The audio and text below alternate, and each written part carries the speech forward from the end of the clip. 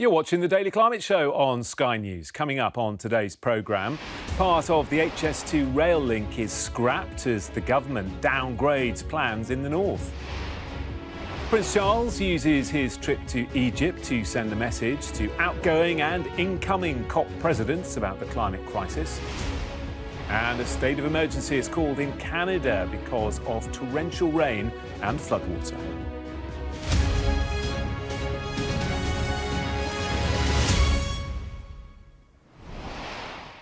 Hello and welcome to the UK's only daily climate news show where we track the changes happening to our world right now and challenge those who are coming up with solutions. Tonight's top story, it promised to cut emissions and link the north to the south. But today the government confirmed the controversial HS2 rail link will no longer go all the way to Leeds, instead stopping in the East Midlands. Leaders in the north have called the changes to the plan a betrayal.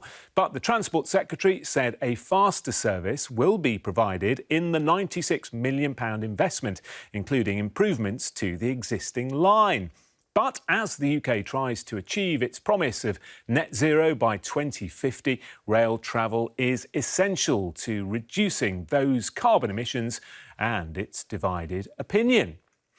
Well, the announcement today confirmed the HS2 eastern leg will be scrapped, meaning Leeds will no longer be connected to the Birmingham interchange, instead stopping in the East Midlands. Now let's take a look at what environmental difference that could make. Well, to reach Leeds from Birmingham by car takes an average of 2 hours and produces around 22.33 kilograms of carbon emissions, or CO2e, per journey. A current train journey takes between 2 hours and 23 minutes and up to 3 hours 47 minutes and produces 6.43 kilograms of carbon emissions, almost 3 times less than the car journey.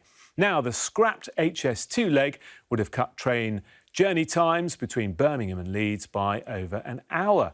The government claims HS2 journeys produce as little as 8 grams of carbon emissions per person per kilometre. So using that figure, we've calculated for this trip it would create 1.2 kilograms of carbon emissions. So, looking at all of that together, you can see just how each type of travel can significantly affect the carbon emissions produced on the same journey.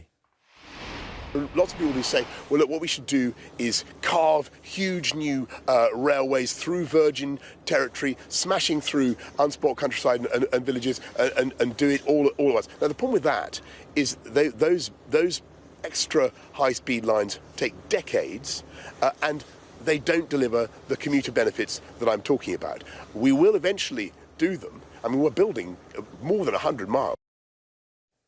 The Prime Minister there speaking a bit earlier. Sky's Becky Cottrell is at Leeds train station. The government is saying that these new plans will double capacity between Manchester and Leeds and triple capacity between Liverpool and Manchester. They've also said it will mean that swathes of unspoilt countryside won't have to be ploughed through in order to build new railways. However, there is confusion up here in the north about these capacity claims. I just spoke to Tracy Brabin, who is the West Yorkshire Mayor, and she said, well, hang on a second, if Leeds and Bradford aren't included in HS2, they aren't included in this interconnected Trans-Pennine line that has been promised, then how is capacity going to be greatly increased for people here? And if there isn't that incentive to get on trains, to have faster and more reliable services, then how can they be expected to ditch their cars? Now, with transport being the biggest contributor to carbon emissions in the UK, a greener solution does have to be found, and HS2 has said that it will be more carbon efficient than conventional trains. But there is a sense here in the north that not only are they being left behind in terms of their green ambitions, but also in terms of becoming that big powerhouse of business. Well, the government hopes things like investment in rail will help the UK achieve net zero, which means reducing emissions. Let's take a look at what's happening globally then on our data dashboard. This shows the global CO2 emissions, and as you can see, that number ticking up all the time. Here is the power mix in Great Britain at the moment. Gas makes up 37.8%, coal is at 2.8% today, renewables 36.9%, and nuclear on 13%. Well, in some of today's other climate news, the number of people who've died in floods in Canada is sadly expected to rise after the country announced a state of emergency. One death has been confirmed so far, and at least 3 people are missing after torrential rain caused by a so-called atmospheric river led to mudslides that destroyed roads and homes. A month's worth of rain fell in 2 days in what's been described as a once-in-a-500-year event, which has also affected towns in the US state of Washington. An eco-activist jailed for obstructing the M25 with Insulate Britain says she will go on hunger strike in prison. 9 members of the group were sentenced to between 3 and 6 months for breaching an injunction designed to stop protesters blocking roads. Emma Smarts says she's proud of her actions, saying cutting emissions by insulating homes will save lives. A fire has burned through 300 tonnes of rubbish at a recycling centre in Wiltshire. The fire is now under control, but residents have been advised to stay indoors to avoid breathing in the smoke from the blaze. Cattle on Ireland's west coast are being fed seaweed, which can reduce the amount of climate-warming methane they produce. Ireland's per capita output of methane is the highest in the EU, but researchers believe seaweed can lower Ireland's emissions and contribute to the country's pledge to cut global output of methane by 30% by 2030. Millions of people around the world are already being affected by the impacts of climate change, and women are often disproportionately impacted. In a community in Senegal, access to family planning services helps women combine looking after their families with working to restore their local environment. Here's the latest in our series of Climate Diaries. Sama dundu ak sama dundu njaboot lépp nii rek jafe-jafe ndax jamono ji léegi dafa metti. boo demee doo am lu bari tuuti rek ngay am changement climatique moo impacté na bu baax.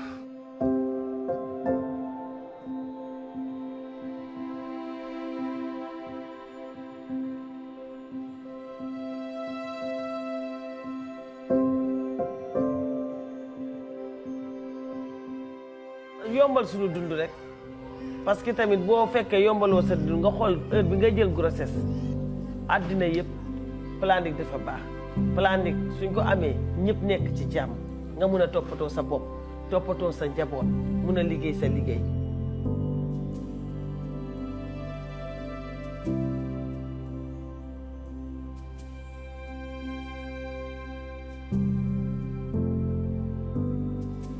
ci environnement bi toujours ñun ñu ngi ci toujours ñun ñu ngi téye ci environnement bi parce que ñun moom rek lañ am si soo utiliser wul planning doo liggéey.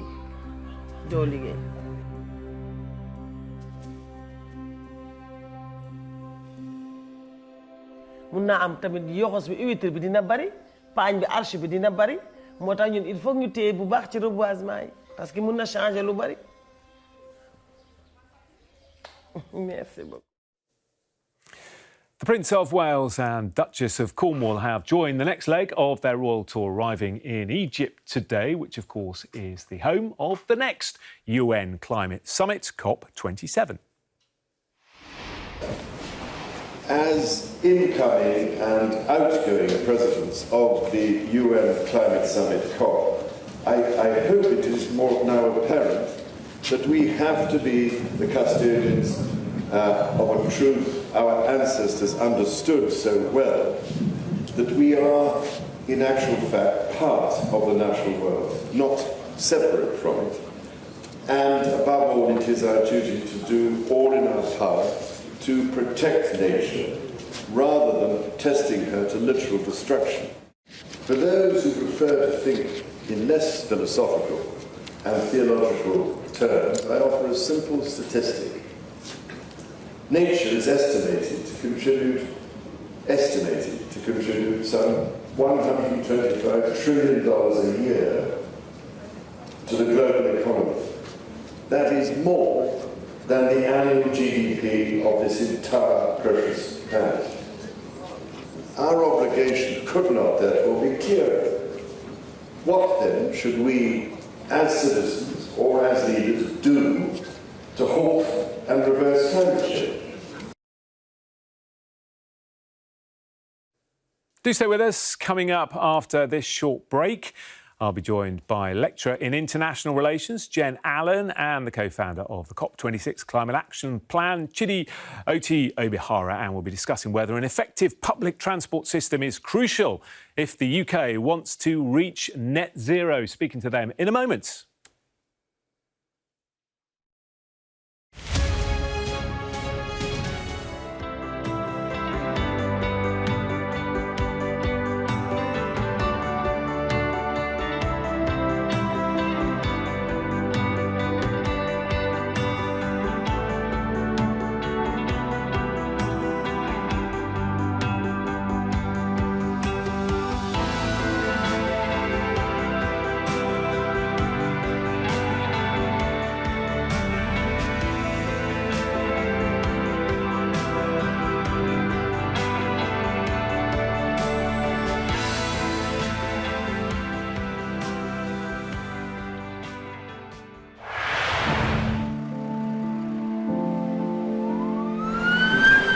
Look at that sheet of flames, and it's moving this way.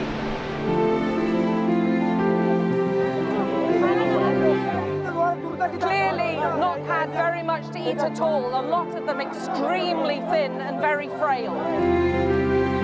The people here are praying quietly to themselves. I'm Alex Crawford and I'm Sky's special correspondent based in Istanbul. Now they're trying to finish the job off so that they can move into the square. Okay, it's okay, don't worry, it's okay. They're becoming very sensitive about having the media around. They have no protective masks or protective equipment at all.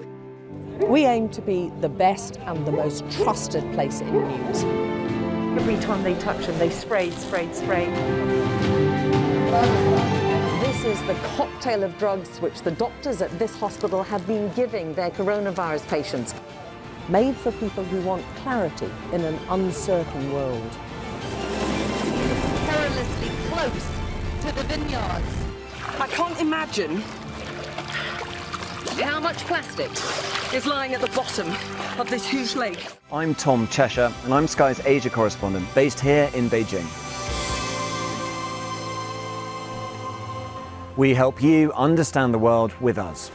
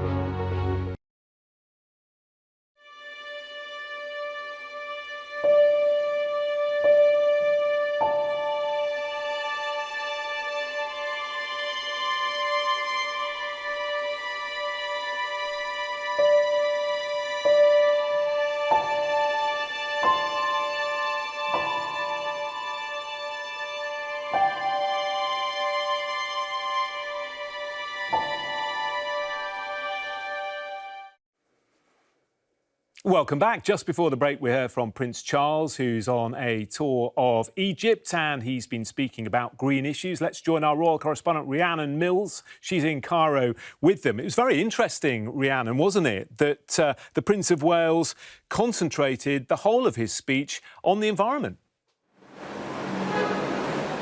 I think in recent weeks we have often seen him take to the stage, especially around COP26, to hammer home that message that we have to act now on the climate crisis. But what an incredible stage he had today to make that message. And it was an incredibly apt one, twofold. First of all, of course, the UK has just concluded COP26, but is now handing over the baton to Egypt, who will host COP27 when it comes to the ongoing negotiations around what the world can do to be more environmentally friendly.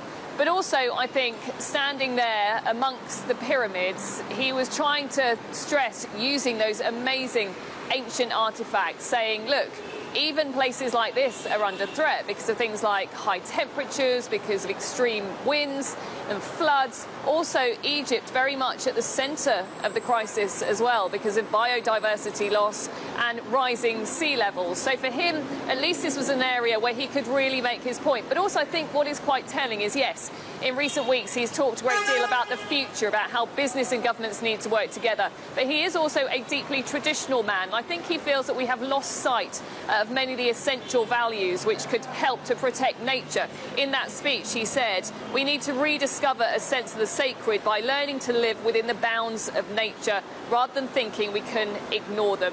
And for him, this was a really important message. Yes, a rallying call to Egypt as they, in the future, will host COP27. But also those pictures of him and Camilla alongside the pyramids, he knows they will go right around the world. So again, this was a global message that he was desperate to get out there. OK, very interesting. Rhiannon, many thanks, Rhiannon, in Cairo for us. OK, let's get straight into discussing the climate issues of the day tonight with lecturer in international relations at Cardiff University, Jen Allen, and Extinction Rebellion activist and co-founder of the COP26 Climate Action Plan, Chidi Obihara. There they both are. And we're going to discuss the cancellation of part of the high-speed rail network today. It's provoked strong reaction, hasn't it, among those who were looking forward to faster transport links, and an efficient public transport system is crucial, of course, if the UK is to reach its emissions targets. Well, let's get the reaction of Jen first of all. The HS2 eastern leg being scrapped, it really is a blow, isn't it, to achieving a low carbon, very efficient public transport network?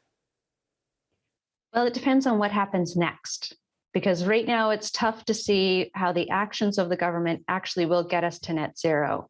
There's only about $2 billion for walking and cycling, $7 billion for public transport. And so with this cancellation, maybe existing lines could be upgraded in a way to get people where they need to be faster and more reliably. But if that doesn't happen, then yeah, it's not going to help us hit net zero in any way. Yeah, and that's exactly what the government's argument is, isn't it, Chidi? That actually what they can do is upgrade, spend a bit more money on the existing line rather than throwing billions at HS2. No, you're absolutely right. The reversal of the beaching cuts is part of the process of what we're going through right now. But I think the challenge with trying to understand what's going on with HS2 is that we're treating transport to the north of England as though it's a problem that has to be solved, rather than looking at the opportunities that are there that we can expand on. So the cancellation that we've seen has to have a review of what the actual costs and benefits are. We don't know what the biodiversity costs of that leg were. We don't know how this changes that equation. The whole HS2 project runs on the supposition that it reduces the cost of carbon travel to 8 grams per person per mile. Now, it's 8 times that if you go by car, and it's about 20 times that if you fly. So HS2 does have benefits that it provides. Whether or not this rule change is a net cost or a net benefit is something we don't yet know. Of course, Jen, the other argument is that if you're going to build new railway lines, that causes a huge amount of damage to the environment and to the countryside. Yeah, and there are a few things that were a bit strange with some of the HS2 builds that was happening, like digging up an entire ecosystem and saying we can replant it and it'll be fine. We can transplant an entire ancient woodland, which doesn't have a lot of success stories out there. So, as we were saying, there's a lot of uncertainties here. So now we're dealing with things that we know. We know what the existing links are. We know how they have to be improved, but that can't really be well planned from London. So putting money into councils, into communities, they know who needs to get where people work, where people live, and where people play. They're the ones best placed to figure out efficient transit. OK, very interesting. Well, let's talk cash next, because one big announcement you'll remember at COP was from the former head of the Bank of England, Mark Carney. He announced 450 financial firms would use $130 trillion, huge amount of money, to invest in areas helping to achieve net zero. This is what he had to say up in Glasgow. Chidi, you've been working on a project to stop funding for new fossil fuels. Is this what Mark Carney's plan is partly about? It isn't specified yet, but it's an excellent start. So at the COP26 Climate Action Plan, the group I co-founded over 6 months ago, we've been talking for a very long time about how important it is to draw a line under further investments in fossil fuels. Effectively, we were asking for a debate to be had at COP26, asking global leaders to stop financing new fossil fuels. You can't claim to be in transition if you're still growing the fossil fuel industry. What Mark Carney's group has done is spectacular. They've managed to gather 450 of the world's largest organizations, financial organizations, who have a net combined asset base of over $130 trillion. And these firms have effectively agreed not to support any new fossil fuel investments. This is a game changer. It sounds fantastic, doesn't it? But Jen, is it transparent, do you think? Who's going to monitor this?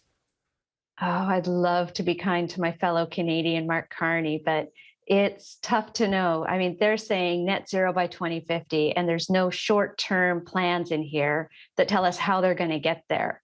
There's no plans to report back, so we know exactly where that money is going. And there isn't a lot of detail around what they're counting as climate finance.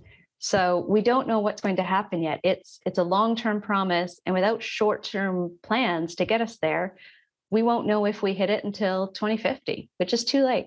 Yeah, it's a long way off. Chidi, the private sector then managing to pivot $130 trillion, which is just a huge amount of money. But governments around the world still struggling to find that $100 billion, which is a lot smaller a year for vulnerable countries.